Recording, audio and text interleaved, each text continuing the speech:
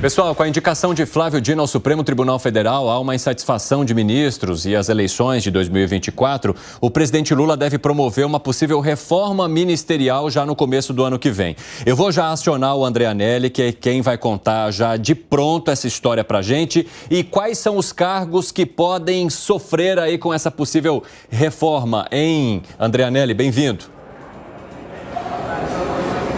Diversos cargos, viu, Evandro? Muito boa tarde para você e a todos ligados no 3 em 1 aqui da Jovem Pan. Acabei de conversar, inclusive, agora há pouco com uma fonte aqui ligada à Secretaria-Geral da Presidência da República, que disse que, nesse momento, as conversas ainda são embrionárias em relação a uma possível reforma ministerial, que deve haver, sim, sendo ela colocada em prática a partir de janeiro. Isso porque uma dessas mudanças é a que é então a mais provável nesse momento, é a saída do ministro da Justiça Flávio Dino, do Ministério da Justiça, obviamente, indo até então o Supremo Tribunal Federal, ele que vai ser sabatinado no dia 13 de dezembro no Senado e que, mesmo se for aprovado, continua na pasta até meados do fim de janeiro, início de fevereiro, que é quando então ele deve tomar posse no lugar de Rosa Weber, aberto por Rosa Weber lá no Supremo Tribunal Federal. Para essa vaga que vai ser aberta por Flávio Dino, então, uma das possibilidades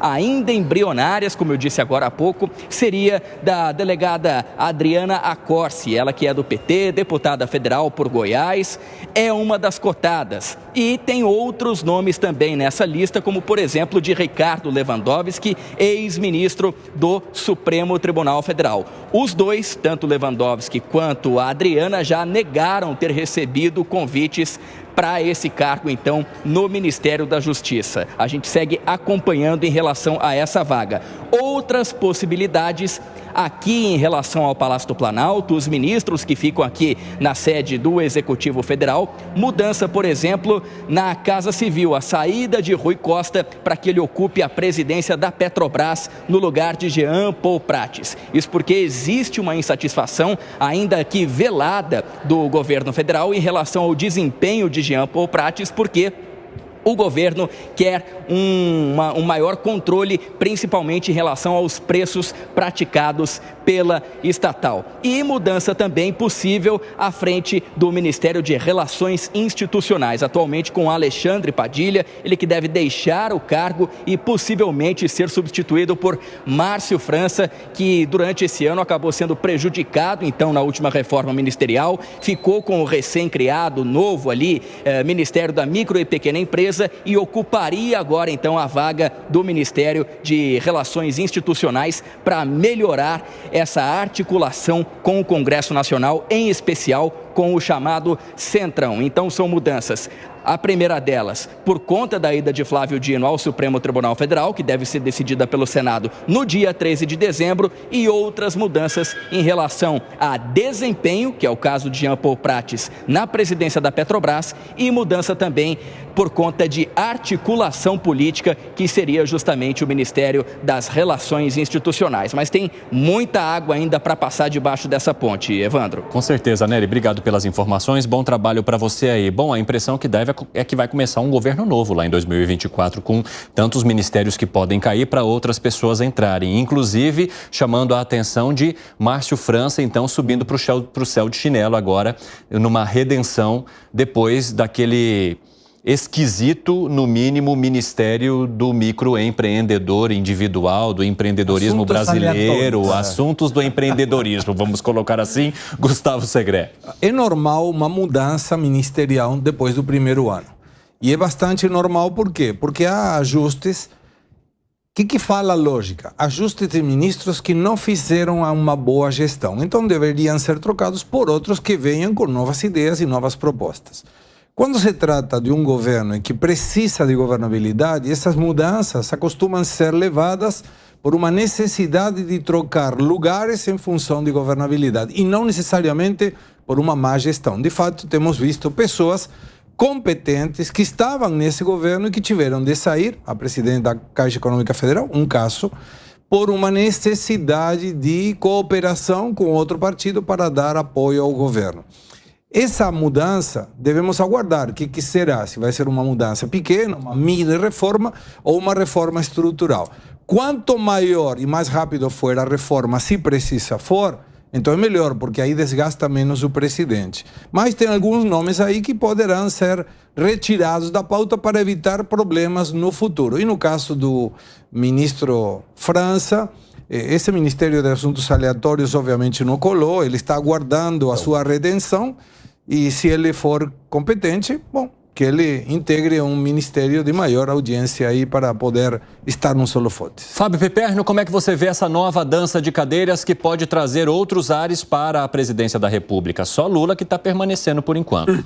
Pois é, e ele vai continuar, né? Eu acho que depois de um ano de governo, também já houve tempo para se fazer uma avaliação do desempenho de todo mundo.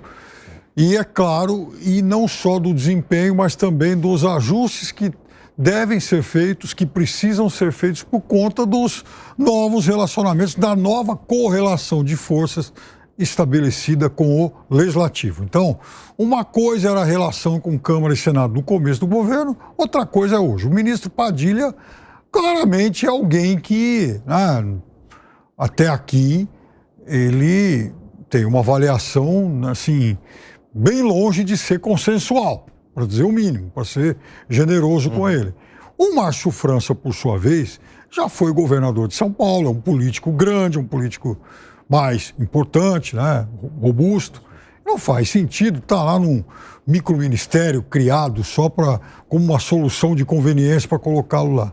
Então, se ele for importante para o governo, e aí o presidente que vai ter que avaliar, mas já que ele é importante para o governo, que seja, então, também numa pasta na qual ele possa oferecer serviços melhores. E ele é um político com muito mais trânsito do que o próprio Padilha, que no início do governo foi uma solução para agradar o PT, e nada mais do que isso. E o que essa reforma ministerial pode trazer na prática no teu ponto de vista, Luiz Felipe Dávila?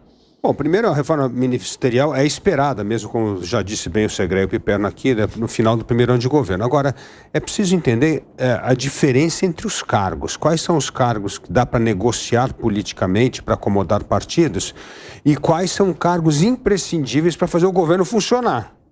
Então, assim, dois cargos fundamentais para fazer o governo funcionar é o primeiro, Ministério da Justiça. É por lá que passa tudo que o presidente tem que assinar. Não dá para lotear um cargo desse que você vai assinar um monte de problema que vai dar um monte de dor de cabeça para o presidente da República. Então esse cargo não está na conta aí de negociação partidária. É um cargo de confiança extremamente importante. O segundo cargo fundamental, e eu duvido que terá mudança, é a Casa Civil. Por quê? A Casa Civil é o tocador do governo, é o COO, é o operador, é o que faz as coisas acontecer. Então, precisa ser uma pessoa que tenha enorme capacidade de gestão, que tenha proximidade com o presidente da República e que tenha autoridade para falar em nome do presidente da República. Também não dá para lotear esses dois cargos. Então, ao meu ver, são dois cargos estratégicos fundamentais que não dá para colocar qualquer um. Os outros ministérios você pode ali negociar um pouco. Então, e segundo ponto, todos os nomes aventados agora são nomes que são queimados, porque sempre a política é isso, você fica soltando lá o que a gente chama em corrida, o coelho, vai na frente, mas não é o que ganha, ele só fica puxando a fila, que na verdade é mais à frente justamente para evitar pressão política, para ver como é que o partido age a um nome ou outro. Então assim, nomes aventados nesse momento, quase certo, não serão os ministros que vão ocupar a posição. Eu acho que o único nome aventado que acabou dando certo foi do ministro Fernando Haddad, né? Que foi bastante aventado antes de Lula assumir, de fato, e anunciar os ministérios. E o pessoal já estava trazendo ele para a Fazenda, o que num primeiro momento gerou bastante surpresa e depois se concretizou. Do resto, realmente, parece que vale essa regra que o Dávila acabou de mencionar para a gente aqui. Caso, não tinha, no caso dele, quando foi aventado o Guido Mantega, quase caiu a casa no mercado, né? Então, assim, mesmo no Haddad, tentaram soltar ali o coelho do Guido Mantega para ver o que acontece. Foi um desastre total. Então, é isso aí. É hora para ter calma. Não acontece nenhuma reforma ministerial entre agora e a virada do ano.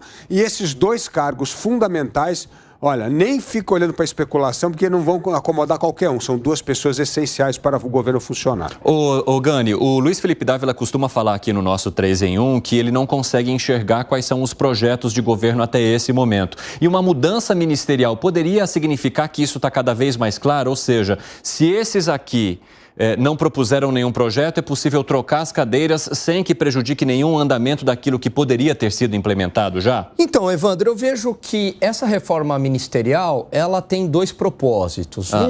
Deve-se a uma razão circunstancial. Circunstancial, por exemplo, porque o ministro Flávio Dino sai, então alguém precisa ocupar a cadeira dele. Outros ministros também pretendem ser prefeito, sair a candidatura a prefeito, também é uma razão circunstancial. Agora, respondendo à tua pergunta, tem sim uma razão estrutural. E aí eu digo que essa razão estrutural, ela está ligada a uma insatisfação do Centrão, que quer uma reforma ministerial basicamente para a emenda chegar mais rápida.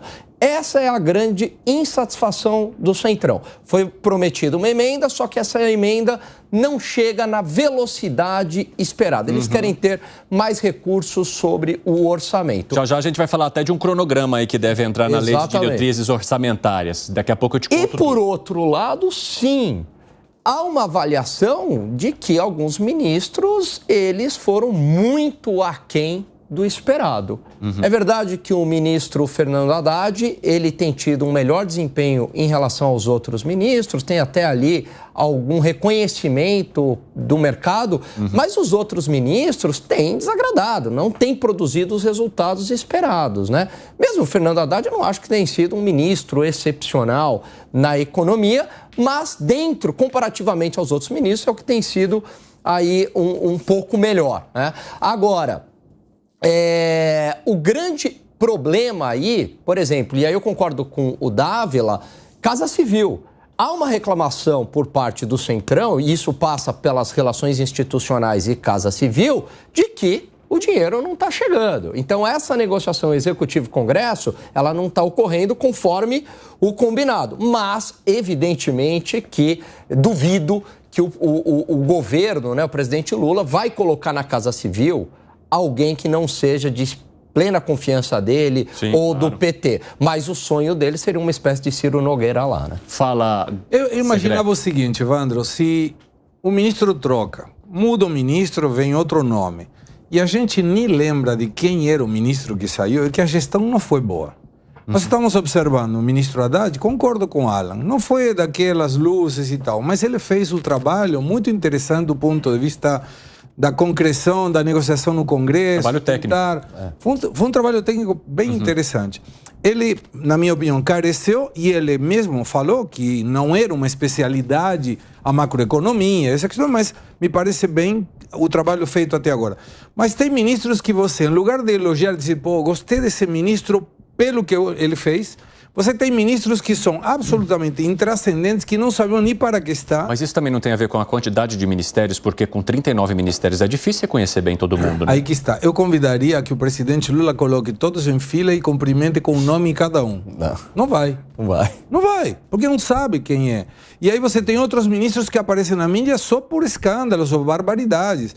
Então, seria um ótimo momento como para que o presidente mude a militância pela meritocracia. E aí vai ver como o governo vai melhorar de vez. E aí, Piperno, você acha que está faltando algum tipo de política de Estado entre ministérios? Essa mudança representa isso? Lula não conheceria bem os seus ministérios por conta da pulverização de pastas? Ou você discorda de tudo? Eu tenho um pouco disso que o Segré falou, indubitavelmente. Há uma cobrança em relação a vários ministros por maior divulgação do que é feito. A ministra da Saúde, a ministra Nízia mesmo, ela é sempre alvo disso. Quer dizer, a ministra não fala.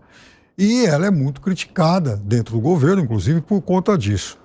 Eu quase que diariamente dou uma olhada, né, em alguns dos muitos sites aí do Estado de São Paulo, do governo, enfim, de municípios importantes, jornais e também de ministérios, para saber o que está acontecendo de diferente e tal. Você vê, por exemplo, Ministério dos Transportes. Esse é um caso interessante. Houve uma reunião lá outro dia com governadores do norte do país, porque estão retomando a recuperação da BR-319, que é uma estrada que liga Porto Velho a Manaus e é uma estrada que foi abandonada, tomada pelo mato, ponte caiu e tal, não sei o quê. E aí os governadores, um deles, inclusive o Wilson Lima, do Amazonas, falou, puxa, que bom que agora isso aí vai ser recuperado. E aí, lá embaixo, tinha uma entrevista do então ministro Tarcísio, de 2019, para a Rádio Jovem Pan, na época, falando, precisamos recuperar essa estrada. Ele fala, uma vergonha está parado. Agora, ninguém sabe que esse negócio está andando. Por exemplo, vai haver a concessão de uma estrada fundamental para Minas Gerais e para o Rio de Janeiro. A estrada que vai ligar Belo Horizonte ao Rio. E agora vai haver uma remodelagem desse leilão. Então, um pedaço até Juiz de Fora e depois de Juiz de Fora até o Rio, um outro lote. Essas coisas também não são divulgadas e são obras importantes, como a FIOL, enfim, tem um monte. Então, me parece que também há necessidade de se comunicar melhor. Fala, Gani. Então, eu acho que o que está faltando é algum ministro mais estrela, porque tem entregado pouco. Então, por exemplo, Itamar Franco, você tinha lá ministro Fernando Henrique Cardoso, ministro da Fazenda, era a estrela, se tornou presidente da República. No governo Fernando Henrique, Zé Serra, à frente da saúde, fez um bom trabalho, recebeu os holofotes, depois se lançou candidato a presidente, ou Pratini de Moraes na agricultura. Lula 1. Palocci conquistando muito o mercado, muito mais até do que o Fernando Haddad agora. Então tá faltando alguém emblemático. Vamos lá, Jair Bolsonaro, Tarcísio, todo mundo reconhecendo, inclusive a esquerda, o excelente trabalho frente à infraestrutura. Ou mesmo o Paulo Guedes, começou mal, mas engatou no final, fez um bom trabalho. Então tá faltando uma marca nesse governo. Esse é o meu ponto. Tá faltando uma marca. E essa marca está muito ligada a um desempenho de um ministro. O ministro Fernando Haddad tentou emplacar essa marca, mas é difícil. Por quê? Porque você tem muitas resistências dentro... Estão pisando bastante no freio do próprio governo e o trabalho dele começa a ficar muito complicado. Ele ali como ministro da Fazenda, ele tem uma baita pressão do mercado financeiro, dos empresários, e ele fica ali num fogo cruzado. Mas a grande verdade é que não tem, mesmo aí incluindo o ministro Fernando Haddad, não tem um grande ministro que deixou a sua marca no primeiro ano de governo. Fala, Dávila. É até mais sério do que isso, Alan. Sabe por quê? É quem o presidente realmente respeita. O Lula respeitava Palocci, respeitava José Dirceu, Gilberto Carvalho, Gusquim. Eram pessoas que ele respeitava. Por respeitar, eram ministros que chegavam ao presidente e falavam a verdade. Presidente, não dá para fazer isso aqui é um absurdo, para aqui. Hoje em dia, não tem ninguém nesse ministério que ele respeita. É todo mundo subalterno. E isso é um grande problema na política, porque o presidente fica sozinho. Ele não tem time, ele não tem grupo, ele não tem aquelas pessoas de peso, que é o que você está dizendo, né, Alan? Isso. Que é respeitado a ponto de poder chegar e falar, o presidente, não dá para fazer isso. Isso é um erro. Então, isso está faltando. Então, é um governo sem time.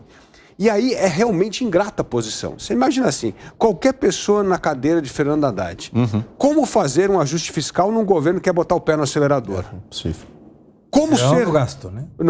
No gasto, quer gastar. Você quer ter que fazer um ajuste fiscal e o governo quer botar o pé no acelerador do gasto.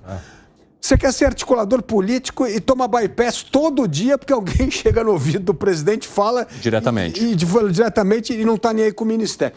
Então, é muito difícil você ser um ministro de bom desempenho nessa situação. Então, assim, eu vejo que falta time nesse governo. Falta gente de peso e que o presidente, hoje em dia, parece que só se cerca de subalternos e não tem mais figuras relevantes que possam falar a verdade para o presidente da República. Quer arrematar algo, Piperno? Que eu preciso trazer uma informação nova sobre Venezuela agora. Porque sobre isso que o Dávila falou, de fato, aquela geração que cresceu no PT com o Lula, que fundou o partido, fez o partido crescer, então, aquela geração desapareceu. Só sobrou o Lula. Então, alguns desapareceram por questões judiciais, né? E teve gente que morreu, teve gente Mas a sucessão está precária, isso é verdade.